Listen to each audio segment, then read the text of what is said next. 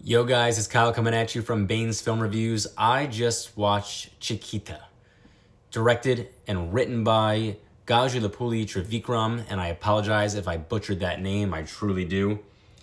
Starring Jodie Dean and Sayan Gan.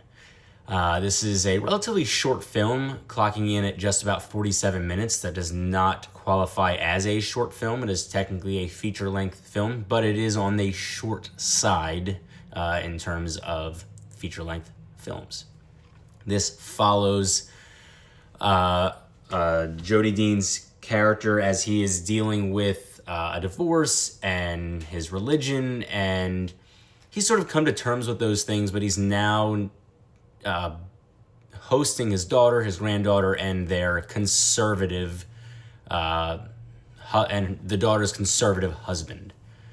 The film begins with an apology, hoping not to antagonize anyone or offend anyone. I will be honest, I hated that. I hated it. If you're going to offend somebody, just offend them. Honestly, that does not bother me. I don't get offended when people say things about me. I don't get offended when people say things about my beliefs or the way that I look at the world. That does not bother me at all. People's viewpoints on the world will vary, and that's okay. That's the reason the world goes round the way that it does. I mean, you don't have any progress without people seeing things differently. So honestly, I'm tired of people apologizing for not agreeing with one another or being mad at somebody else for not agreeing with them. So I was really turned off by that initial bit of monologue, apologizing for what would come. With that said, I then became frustrated because the entirety of this film is pointing the finger at conservative men, for lack of a better term. I don't know. I don't know if men is the right word, but maybe patriarch would be a better word. But it's conservative, religious, Christian men, effectively, that are the spotlight of this film, and them being an issue. I don't have an issue with an individual person being an issue, but we're now pointing out this entire group of people and saying that they don't have any goodness in their hearts. They're just evangelistic. They just want to spread the word of their God. And that can work within the context of a film, but the fact that you're apologizing ahead of time means you are intentionally going out of your way, at least in my opinion, to antagonize and to insult someone, and sort of hoping that you make them feel bad, and that your apology ahead of time is enough to be like, it's like an LOL at the end of a text message, right? Like it's going to make everything okay. It's going to balance the scales. It doesn't. So I'm frustrated with that. Again, I mean, I'm a white dude. I'm a Christian. I grew up Catholic. I went to Catholic school. Regardless of what I believe now or how consistently I practice my religion, that doesn't matter in terms of this, and I want to make that abundantly clear. And I feel like the more I say it, the less clear I'm making it. But I do want to make it abundantly clear that I'm not offended by things like that. This is just a critique of this film and not of my feelings, right? Not of how this made me feel emotionally as a human being. I just think that it seems a bit hypocritical to say one thing and then do something else within the context of a film. Moving on. The dialogue is not natural. It is not natural dialogue. It's out of place. It doesn't flow. The conversations don't feel organic. The relationships don't feel real. There's something about the development between the characters, the dialogue, everything about the relationships between and among characters in this, they don't work for me. They feel dull. They feel inorganic. They feel like they're lacking energy.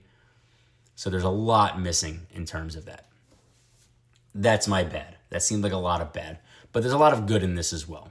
One, I love the fact that this team acknowledges the fact that this is not enough content for an hour and 45-minute film. I've been saying that, and I've been putting films on blast for that lately, for just hanging around too long. You don't need an hour and 45-minute film for a concept that really only warrants a 45-minute film.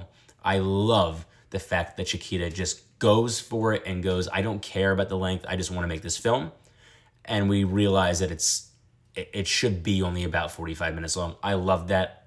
I commend the team for being able to do that, for understanding what it was in that context. I think the editing is great. There's a lot of pieces, flashbacks, and the current narrative, and I think that it's pieced together very well. It's edited incredibly well. It flows very nicely. It's cohesive. For lack of a better word, it is cohesive.